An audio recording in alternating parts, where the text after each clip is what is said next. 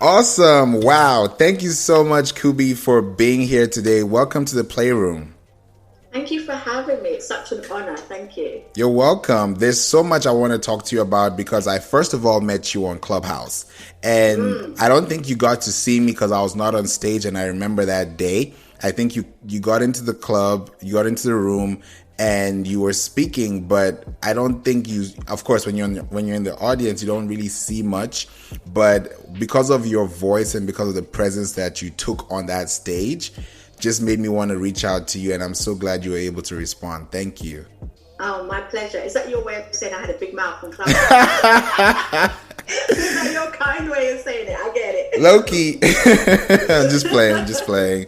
But it's so good to have you here. There's so much I want people to know more about you, on who you are. The list can go on and on, but I want you to actually have that privilege and the honor to introduce yourself to the audience for us today.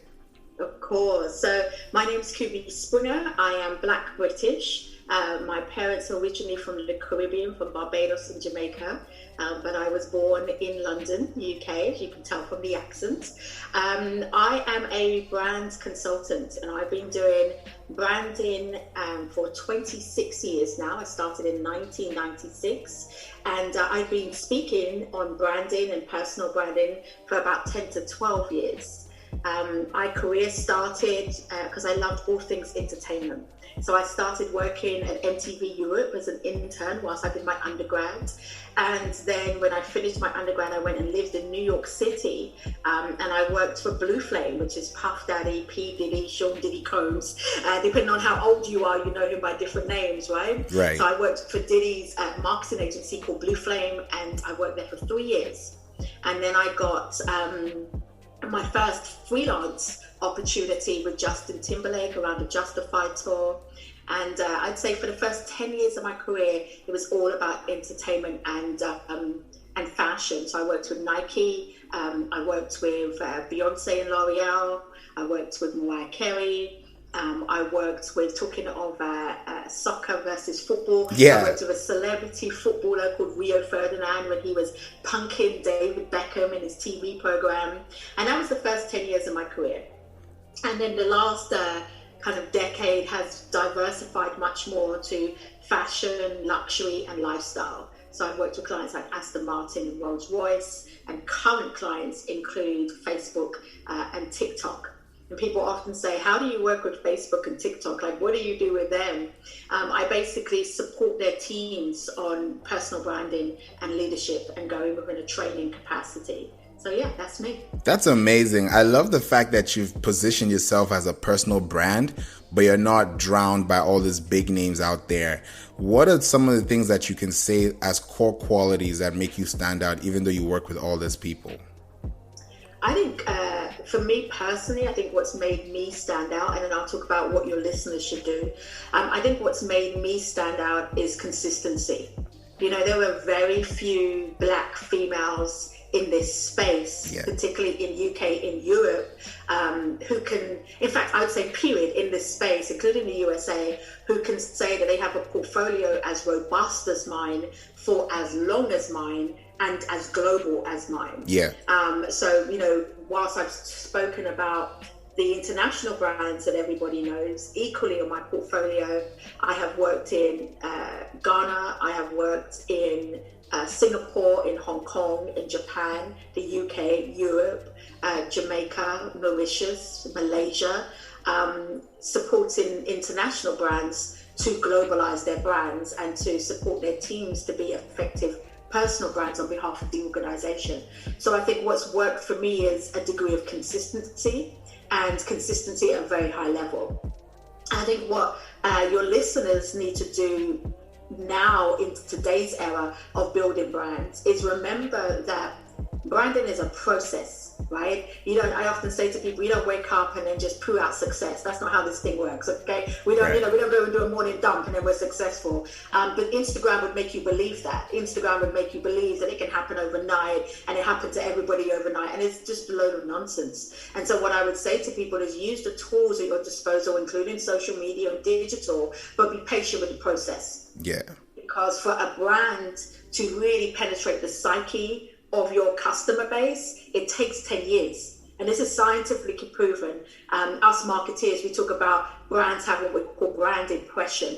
To have an effective brand impression like a Coca-Cola or a Nike or a L'Oreal, that takes a minimum of 10 years.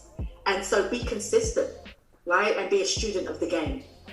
I love that. Being a student of the game is what people don't want to do today. Just like you said, they don't want to take that 10 years. They want to take those 10 minutes of instant gratification and think they've made it, when in actuality, they only survived for 24 hours because that post went viral once. So, yes, like you mentioned, Facebook and TikTok, people use these platforms every day.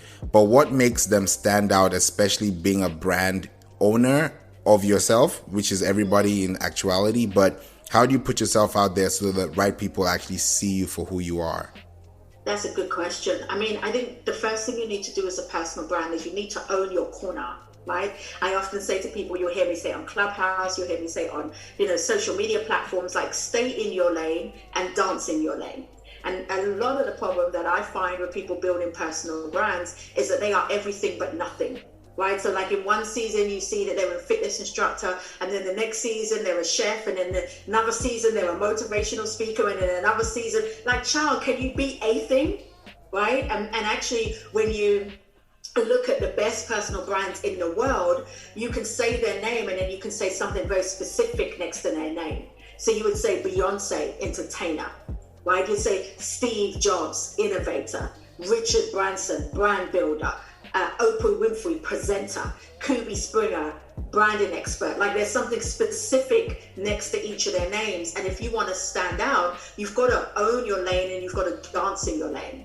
And you've got to dominate your lane. And part of the way that you dominate your lane is that you seek to be the best at whatever it is you say you do. Usain Bolt, as an example, we know him for one thing. He's a runner. Now, has he built a multi-million-dollar empire off of running? Yes. Has he diversified his income off of running? Yes. But the foundation is that he's a runner. The problem that a lot of people have is they're trying to take this idea of a multiple streams of income and have multiple businesses and multiple brands, and then they're just confused.com. Nobody really knows what you do because you don't know what you do, right? Mm-hmm. So if you want to stand out, own your lane and dance in your lane and be the master of your lane. I've been doing brand building for 24, nearly 25 years. That's what I do. So when you say my name, you say She Builds Brands. Exactly. And I think those years that you've invested is what you're reaping off today as a benefit, because you took that time when there was no TikTok, there was no webinar, it was all in person. It was yellow pages. Yellow pages. I am officially grown. Yeah. And I think, to your point, and I often say to people, even though I have been doing it for as long as I have, I'm still a student of the game. Yeah. I still take half a day every single week just studying my craft, just working out, because technology moves so quickly, your industry changes. I mean, we've all seen this with the global pandemic, right? If this time has not shown us anything, it's shown us how quickly the world can change. Yeah. And so you can't afford to not continually study your craft in order to continually have fresh information to be able to impart in the people who follow you and buy from you. Otherwise, you'll become obsolete very quickly. Exactly. It's like any NFL or NBA basketball player. Like, you don't see Kobe when he was at the top of his game. Yeah, okay, I'm here now, I'm going to chill. No, he was still practicing. He was still mastering the craft, because there's levels to this thing. Exactly. And speaking of obsolete as well, we think about brands right now, and we think about how brands communicate with platforms, social media, websites, influencers. Now, like you said, and I love how you said, stay in your corner. When you stay in your corner, you can see everything in the room. So if you think about, right? So I'm going to steal that, baby. When you stay in your corner, you can see everything in the room. Real talk, which means you can see what's coming around the corner before it comes around the corner. Right? Exactly. Absolutely. Mm-hmm. Exactly. And now when you think about that corner in perspective to social media, especially now that we have so many apps and features coming out every day, Where do you think people should focus their energy on? TikTok virals, dancing, Facebook, Pinterest, Twitter? We're all over the internet now, but some people don't want to have everything because it's already overwhelming already. So what's that corner they could start with? Yeah, so there's two things I will say. Remember that you're a vessel from God to serve. So you need to ask yourself, what problem am I solving and who am I solving it to? I'm going to say it again. What problem am I solving and who am I solving it to? And once you know who you're solving the problem for very specifically, then you go where they are. So if they are on TikTok, get on TikTok, right? If they're in Clubhouse, get on Clubhouse. If they're in LinkedIn, be on LinkedIn. If they're on Twitter, be on Twitter. Like, you go where your ideal customer is, because then that's where you add more value. And I think the other part to this as well is that building brands is not just what you say, but what you can prove. Like, everybody's out here like, I'm a multi-millionaire. Where's your receipts, child? Right. Like, prove. Where is the evidence that you are who you claim you are? And that's what's going to differentiate you from the noise. Because there's a lot of noise. There's a lot of people claiming to be a lot of things. But when you Google them, there's no authority attached to their name, right? When you go on their website, there's no evidence that they are who they say they are. So I always say to people, as you're building your brand, claim those receipts so that you can show proof that you are who you say you are, because that builds trust. I think so too, because when you think about Clubhouse, for example, people do speak a lot, and you think that this person speaking is a multi-millionaire, but the guy is just literally reading off Google Wikipedia pages. So you can't tell. It's silly. The thing is, it's so silly because you can get found out so quickly, right? If you're a multi-millionaire, I should be able to Google your name and Google gives you a place of authority. Correct. But if you have done nothing, then Google will show you've done nothing. So stop talking. Go do something. The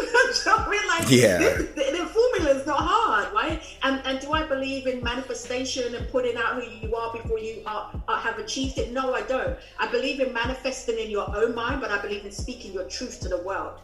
So on your vision board at home, in your private quarters, you might have what you want to be, but what you speak to the truth needs to be the truth of who you are. Because if the minute you get found out that you're being fraudulent with your language, nobody will buy from you. And it's so easy. We've seen it on Clubhouse. People get called out. Yeah. Right? They claim they're multi-millionaires, they're multi-billionaires. People get called out. And so I just simply say to people, if you want to build a brand that lasts the test of time, where you can consistently get paid to do what you love to do, build the evidence as you're building. You know what I mean? And what does that look like? Get client testimonies. Right? Get those behind the scenes video testimonies. Do you know what I mean? Just claim your space through evidence, not just through bragging. I love that. When you think about evidence, one thing that I really know and still stands today is that word of mouth still wins. And when you think about word of mouth in a brand and someone telling you about something new, the way you perceive and take that information the first time is entirely based on how that person expresses that brand to you. Absolutely. Word of mouth is the most powerful tool because it's how we as human beings have communicated from the beginning of time. Yeah. Right? If you think about our ancestors before they had mobile phones, they were communicating through word of mouth. It was the power of storytelling.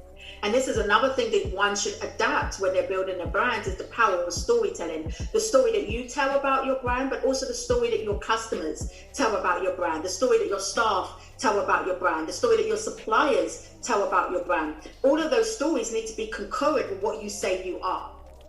And the way to do that is to build on those relationships. You know, a lot of people treat human beings as if they're disposable, whether that be staff that they're working with or suppliers. And actually, it's the people who you are connected with who are going to tell your brand story more than you are. So be careful what story's going on about you. That's true. I really believe in that. And if you think about Nike, for example, and you think about the ads that they run, there's never a time you see somebody holding a shoe in their hand and saying, hey, buy this.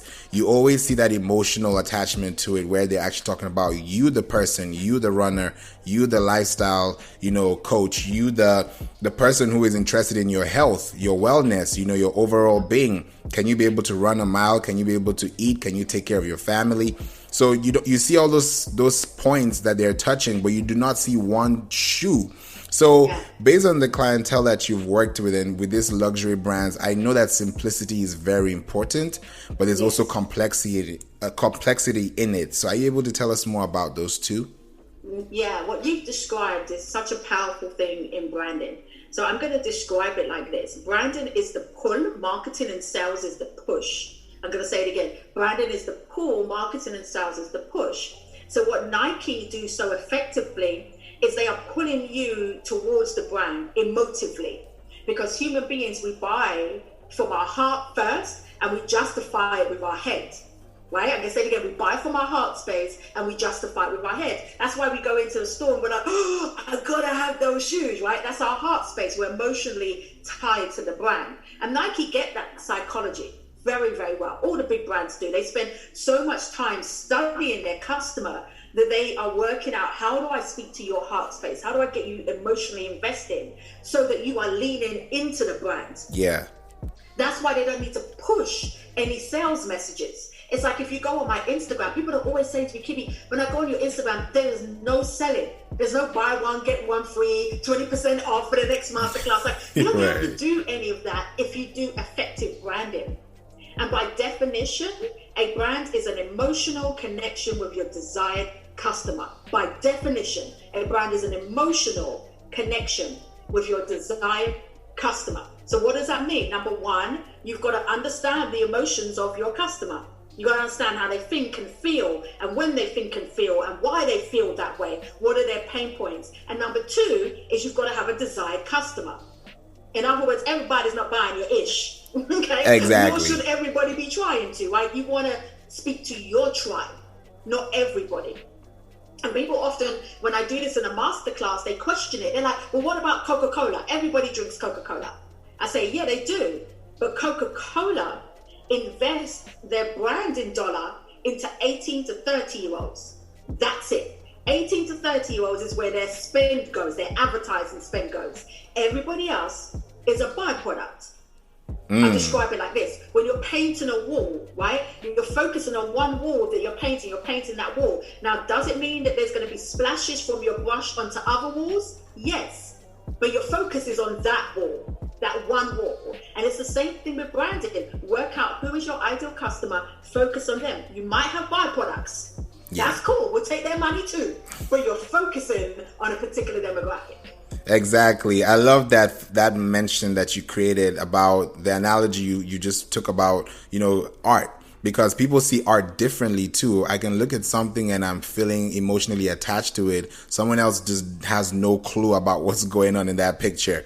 So when you think about the same thing too, don't you think, and I love how you talked about the emotional part of it. There are some people who are ambiverts. There are people who are introverts. There are people who are extroverts. Now, if they can't express that emotive reaction that they want to present as a brand, do they need to hire someone that is not like them, or do they have to work on themselves first? So it depends on what we're trying to achieve, right? We've got to remember that branding is a business function. It is the thing that should be driving the profitability of your business, even if you're in the business of one or whether you're in the business of an organization. Branding is a business function. So in order to work out what you do with the brand, you've got to know what you do with the business. So I always start from the premise of what's your exit strategy? Are you trying to build your personal brand like an Oprah, where your name allows you to have a legacy? The OWN network will last beyond Oprah Winfrey, but it is her name that has built that legacy, so she can sell the OWN network and die happy, right? Are you trying to do that? Are you trying to be a personal brand like a Mark Zuckerberg, where it's not about your name, it's about the organizational name? Facebook is the brand that he's been pushing. It's not really about Mark, right? Which is why the way that his organization is structured, the senior leadership team have an investment in the business. Yeah. Sheryl Sandberg has become a billionaire off of Facebook because it's not about Mark Zuckerberg, it's about Facebook. Correct. So the $1 million question is, what are you trying to do with the business? Once you know what you're trying to do with the business, then your brand acts as a vehicle to achieve that. I love that. So if you want to be an Oprah Winfrey, or you want to be a Steve Jobs, or not even Steve Jobs so much, you want to be an Oprah Winfrey or Richard Branson, where it is your name that sells the organization, then yeah, you need to be up front and center. But if you want to be like a Mark Zuckerberg, where actually it's the organization, then no, you can build a team around you that have different roles to play in being ambassadors for the brand. Mm-hmm. But here's the caveat. If you're going to build a team around you and you are all ambassadors for the brand, the team needs to be tied into the interest of the business. Yeah. Which is why Mark has very sensibly given senior leaders a part ownership in Facebook, right? Which is why Sharon Sandberg hasn't gone anywhere. She did the whole Lean In movement, but she's still at Facebook, right? Right. Because he understands if you're going to have somebody else who has been part of the face of your organization, they have to have an invested interest for it to last. Not just work, but if it's to last.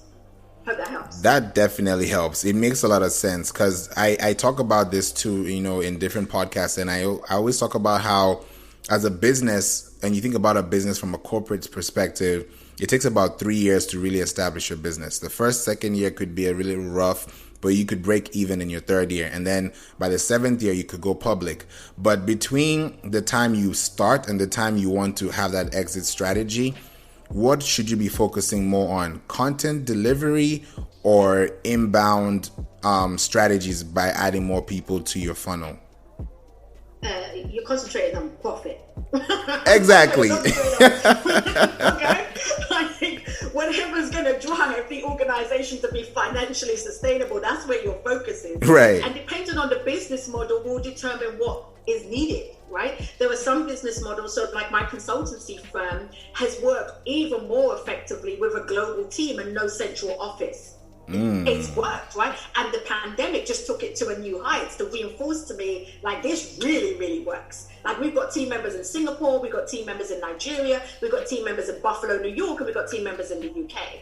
So it all depends on what is it. And again, I go back to, it sounds simplistic, but when people are building brands, they forget this principle. It's not about the brand. The brand is a vehicle for the business. What are we trying to do for the business? What is going to get us to that profit quickest, most painfully, in the most ethical, sustainable way? That's the questions you ask every day. And then the brand supports that. And this is where people get it wrong. They're like, oh, I'm building a brand. For what, friend? What are we building it for? Like, do you want to have 1 million followers and be broke? That doesn't make any sense. And we see it all the time.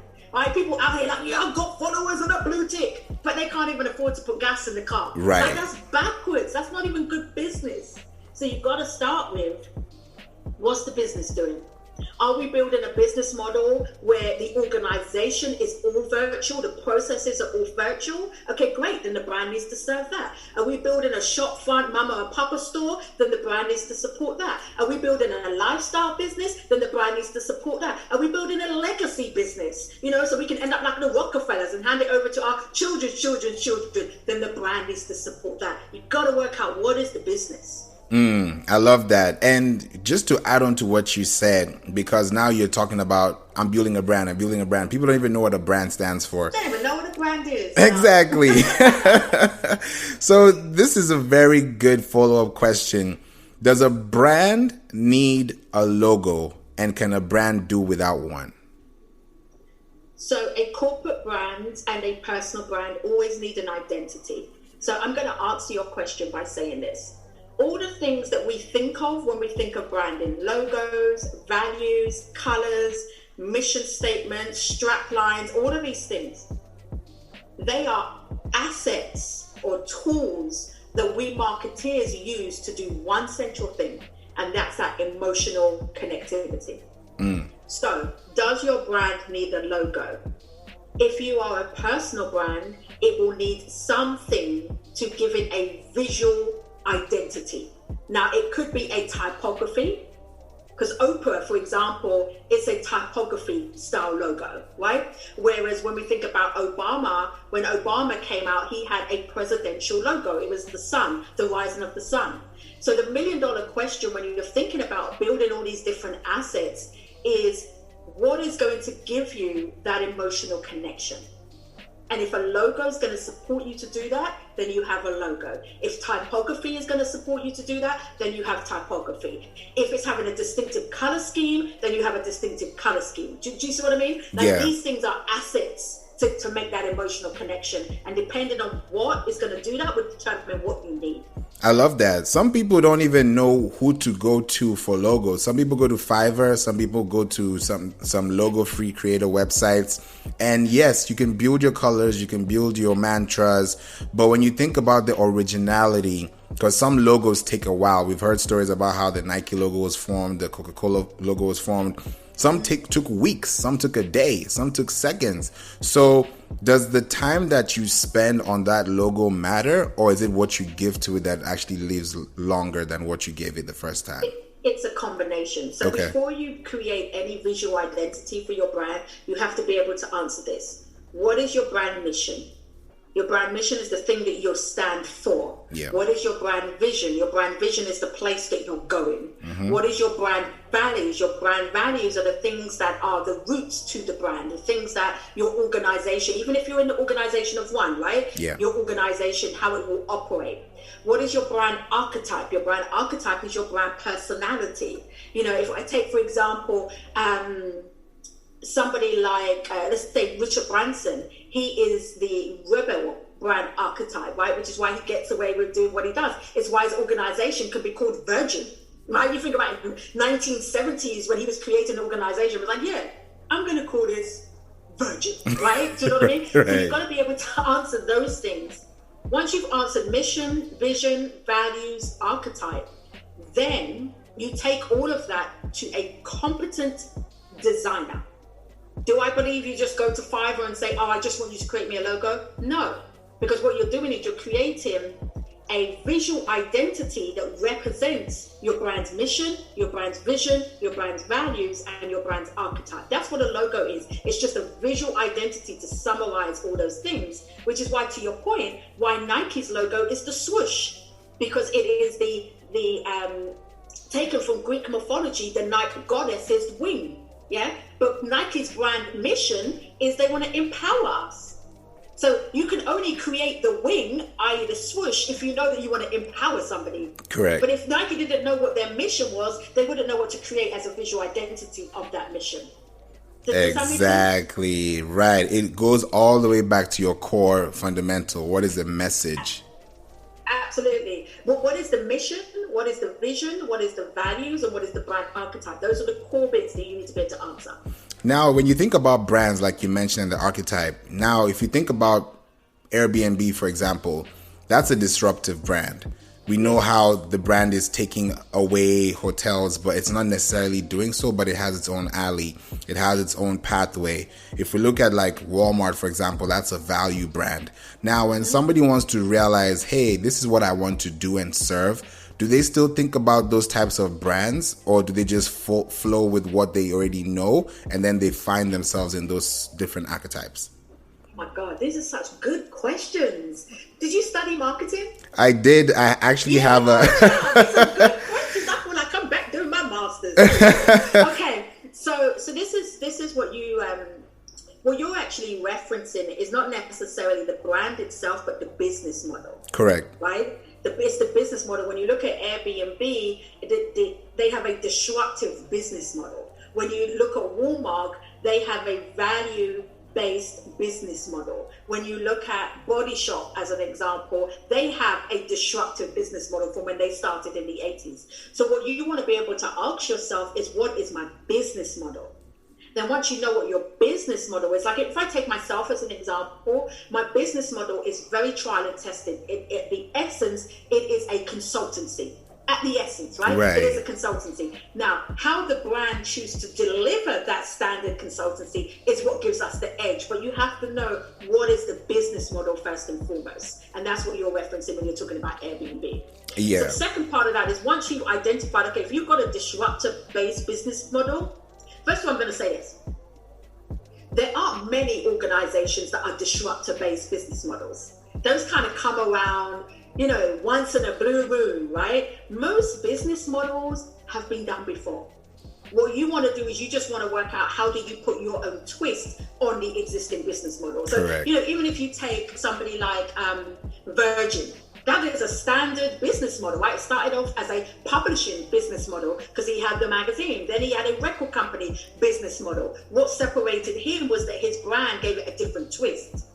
Do you see what I mean? So you really want to separate the business model from the brand. Once you've worked out the business model, then you add the brand on top of that. Yeah, I think so. And I think when you add those two, you now have that core identity, which people can now refer and actually reference you as a leader in that industry because it's an identity to follow. Absolutely. And I'll tell you how you identify the identity. So when you are developing out your business model, you're really clear, like, what does your supply chain look like? What does your processes and procedures look like? Where is your income and revenue? What are your products and service categories? Like when you work that all out, then you say, now let me do a competitor analysis.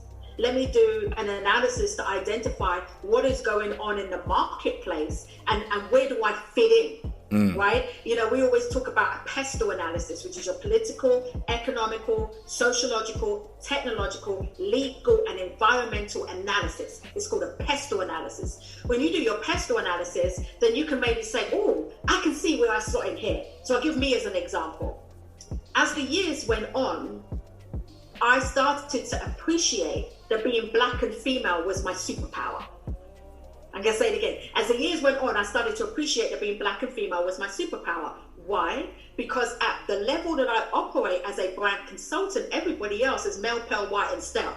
Okay? Every room I go into, I'm the only black woman. Every room that I go into, I'm the only black woman who has worked at this level. And before, I used to see that as, oh man, this is annoying. Why is it like this? This is such a challenge. And then about, I'd say 8 years ago, I was like, hold on. No, that's my differentiator. Yeah. So my business model is very simple, just like everybody else. But my differentiator is that I'm black and female operated at this level. Correct. Does that make sense? And you can only analyze that when you do an analysis of the marketplace. And then you're like, oh, this is where I fit in. Now, as a brand and as a personal brand that has built this for over 24 years, 26 years now, when you think about other black female entrepreneurs, people who want to be like you, they're probably looking at you like, I want to be the next Kubi. I want to be the next person that can take on this new artist or this new management. What are those things that you can tell them that they can start with today? Because we know that this didn't happen overnight. Yeah, sure. So the first thing I would tell them is you can't be the next Kubi. There you go. That's why I wanted to say that. You can't be the next Kubi. And that's not an arrogant statement as much as it's a statement to really serve you from a place of love. Correct. What you want to be is the next you. There is only one Oprah. Why are you trying to be Oprah? Why are you trying to be Mark Zuckerberg? Like, be you. When you're building a personal brand, the best thing you can ever do is take the time to work out who you are. How do you think? How do you operate? How does your history and your background serve you in this business market? Again, I'll go back to myself. When I used to walk in rooms and I used to see these chaps and they would go to, they've been to Oxford and Cambridge and Ivy League and Russell Group universities. And here's me, I just went to a regular old university to get my undergrad, and I'm from Brixton, which if anybody doesn't know is the hood, right? And so I would walk into these rooms, and when I was a lot younger, that put me in a place of inferiority. When I started to recognize what personal branding is really about, I was like, oh, I get it. And let me break it down. Business is just one big puzzle. That's what it is. It's one big puzzle where we're all trying to solve a problem. Right. You've got to work out what part of the puzzle you are. So the fact that I come from the ghetto, the fact that I didn't go to Oxford and Cambridge means I have a unique perspective to answer the solution of the business problem at hand. We don't need a room full of Timothys from Oxford. We don't need a room full of Leroys from Atlanta. But we need one Leroy, one Timothy, one Kubi, one Rachel. And when you work out that actually who you are, all your pain, all your history, all your isms and schisms, that is what makes you powerful. When you bring that to the table, nobody can do you like you. Then you can build a personal brand. Exactly. I love that. And I think at the end of the day, too, like you mentioned, throughout the whole procedure, it's all about the relationships that you kept. Yes. Yes. I often say it like this. It's who you know that gets you through the door, and it's what you know that keeps you there. Right? Who you know that gets you through the door, and what you know that keeps you there. So you've got to spend time doing relationship marketing. Now, what does that look like practically? I often say to my mentees, who are you talking to this week? Do you have a list of people that maybe you used to go to uni with, or maybe you have had coffee with maybe 10 years ago, but you haven't spoken to them? Maybe you used to work with them, an old boss or old colleague, an ex-boyfriend that you're still on good terms with, an ex-girlfriend, right? Who do you know that you should be building out those relationships with? And then be intentional. So for me, for example, every single Friday, my Friday afternoons are all about relationship building. Me and my team sit down and we're like, who do we need to connect with this week? Who do we need to touch base with this week? Why? Because it's who you know that gets you through the door. Right now, we're in a global pandemic where organizations are not advertising jobs to the depth that they did before. Yeah. So how are you going to get the gig? Right? When they've got 2,000 resumes that are coming and they're only looking at the first 100 and everybody else gets the garden, how are you going to get the gig? It's who you know. So I would say to people, spend less time putting selfies on Instagram and spend more time building relationships that are going to support your personal brand as it develops. I love that. And I think that also tie into Clubhouse as well, because some people use Clubhouse to practice their skills. They actually use it as networking, virtual conferences. People are able to meet their next big thing, their next big client. But if somebody doesn't resonate with you, like if we didn't resonate like we are resonating now, we wouldn't have this kind of conversation, because there'll be a lot of drawback. There'll be a lot of, limitation. There's a building of a wall that's just going to take over that conversation. So sometimes people don't even know how to break the ice, So what are the ways in 2021 that people can actually stay connected without being overbearing? That's a good question. I think one, and I'm going to speak very specifically to Clubhouse. If you're trying to build a personal brand, don't use Clubhouse as your therapy chair, right? How many rooms do we go in and people are just emotionally vomiting in the room, and then 5, 6 months, a year later, they're like, oh, how comes my business isn't booming? Your business isn't booming because you've been using social media as if it's therapy. No, go get yourself a therapist. Correct. And use social media for what it's meant to be, which is solidified and building your brand. So that's number one that I would say. Number two, it's not going to happen automatically. You've got to be intentional with it. So you've got to have a process and you've got to have a strategy. So the strategy might be like this.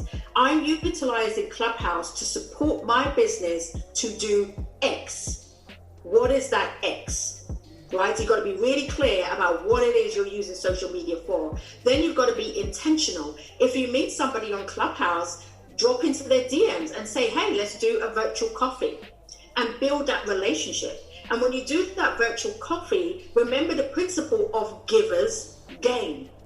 Yeah. The amount of people who they hear me on a stage, they drop into my DMs and then they want to ask me for something for free. And I'm like, whoa. Yeah. Givers gain, right? Mm-hmm. So you've got to be saying to yourself, okay, how do I connect with this person and support them first before that I ask them for something for myself? And that's all relationships. That's all relationships.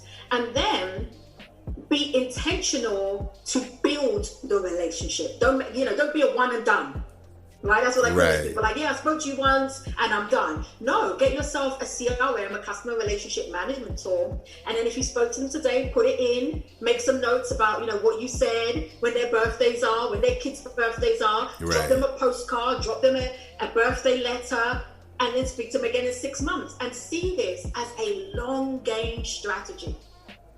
And I think this is the biggest challenge. It goes back to the thing I said right at the beginning. Everybody wants instantaneous success, and it doesn't work. But if you see this as a long game strategy, it's like, you know what? I want to build a relationship with Kubi over time. And I'll give you a classic example of this. I have a column in Harper's Bazaar, right? The magazine. And how that came about was I met the editor of Harper's Bazaar, an amazing woman called Lydia Slater, 3 years before I got the column. I was at an event, I was speaking on a panel, she was the host.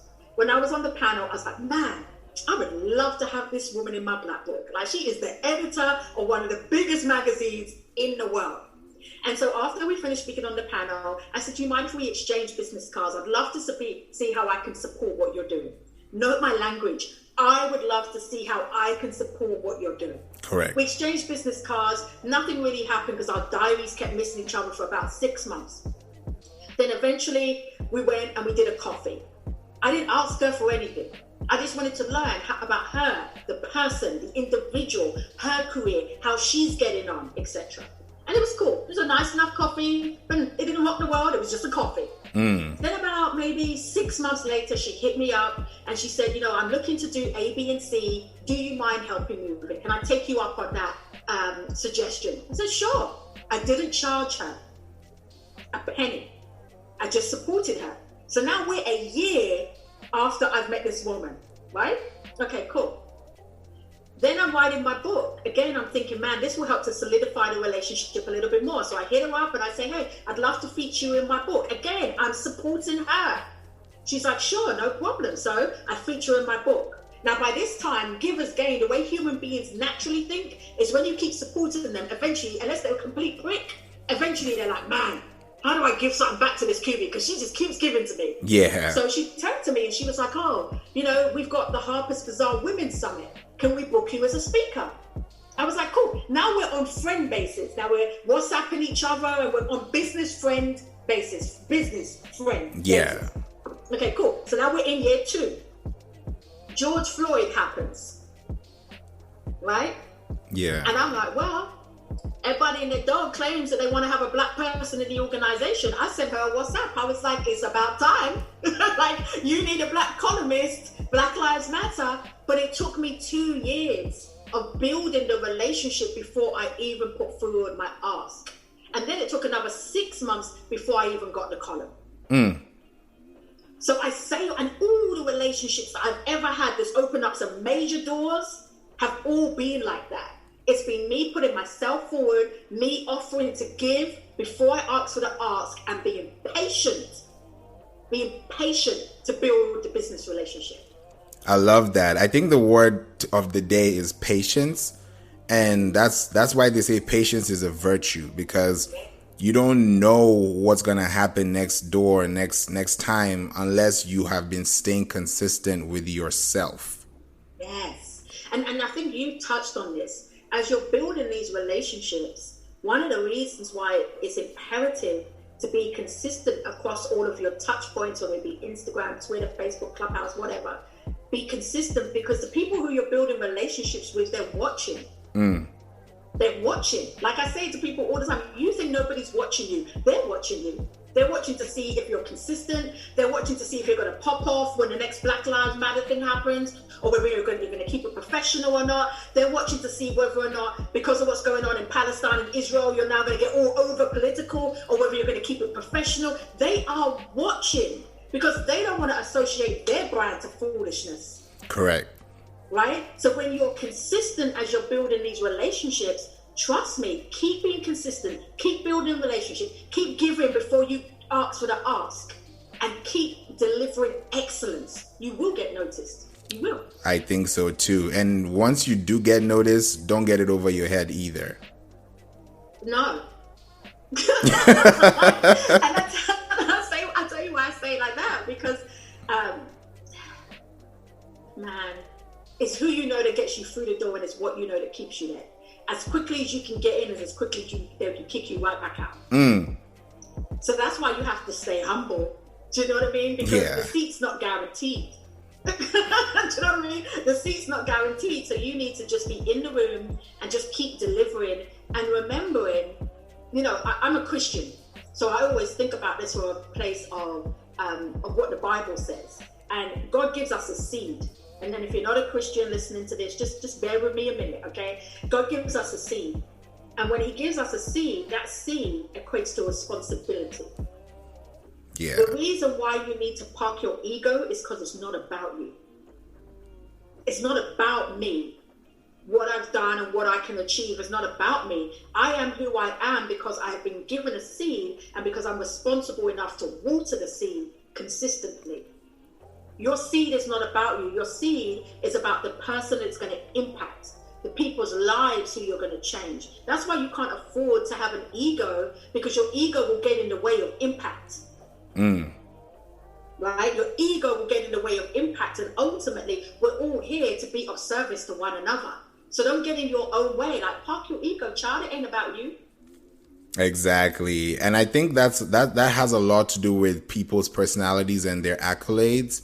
Because when you think about some people who have major accolades, they're still humble. Look at Beyonce. You know, she won the Grammy, but she got rejected 40-something times. So if you got rejected and you got accepted, but people only recognize your winning, then you're pretty much an iceberg at this point, because now people don't really recognize and they don't value you until it happens to them. Real talk. The reason why those at the top are humble is because they know what it took to get there. Like in my career, with all the celebrities I've ever met, it's only the Johnny Just Arrived latelys who have an ego. Correct. Because, do you know what I mean? They've had instantaneous success and they don't realize that actually it will go just as quickly as it came. But the people who have grafted and struggled and hustled and been a student of the game, they know what it took to get there. They know that it takes people to support the dream. They know that it takes fans to buy the music. They know that it takes customers to show up and be in the queues on your launch day. They know it's not about them. That's why they're cool. I remember when I first met Beyonce, it was the Brit Awards, I think 2006, 2007. And this was so funny. I was running the PR room. And for those of you who don't know how big awards work, basically when the artists get their award and then they come off stage, they go into what we call a press room or a PR room.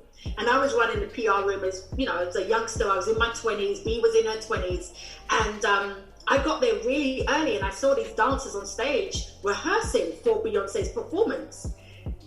I thought this girl was one of her dancers. And I kind of walked up to her afterwards just to congratulate her, to say, hey, you know what, that routine looked really dope. And when she turned around, I realized it was Beyonce. Ooh. And she kind of laughed at me because I was struck. I was like, oh, shoot. Like, oh, my bad. I'm really sorry. But I tell you this story to say she was so humble. Like, she had on a baseball cap. She had on just like her hair was just tied up, no makeup. Why? Because she understands this is a business. She turned up for rehearsals to do her job. She didn't have an ego. She didn't have on heels. She didn't have on the big extensions, because she was doing a job that she had been spending a good decade or so grafting to get to. When you put that hustle in, you don't have an ego. You just don't. And people would know that you are there, just like you noticed. You didn't have to go Google and say, who did I just see right now? You know, because that presence and that notion and that identity is already self-driven.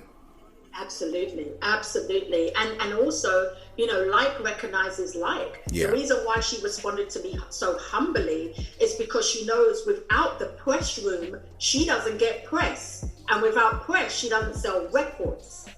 Right? And this is another thing, like, this is why relationships are so important. Like, you don't achieve and sustain this thing called branding on your own. You need the people. That's another reason why you keep yourself humble. You know, when you've got a little intern that's coming up in your organization, you better recognize in 10 years that intern's probably going to be a CEO somewhere. So be kind. Correct. You know what I mean? Be kind. So yeah. Exactly. You're right. You're really right. Because I was as a podcast guest on a show yesterday.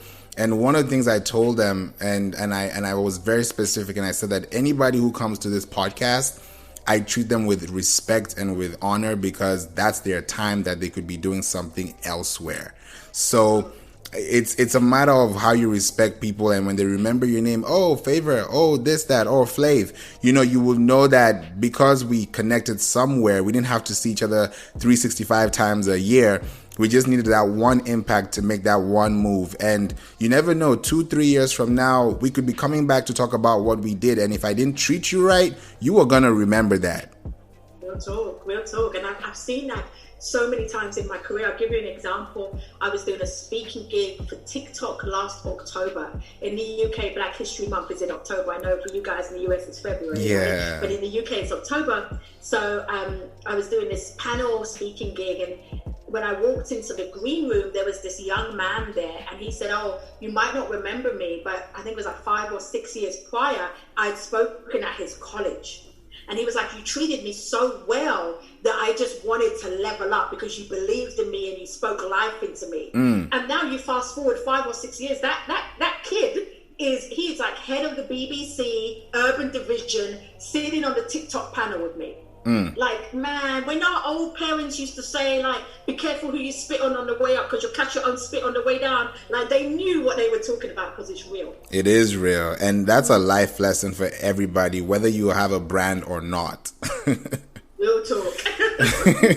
Exactly. Wow, Kubi, this has been amazing. I definitely know people are going to rewind this and play back and, take notes and just take heed to what you said, because what we're putting out in 1 hour is worth 26 years of effort that is still going on as a learner. So if you're starting, you need to start somewhere and start today. And this is a good starting point for you for sure.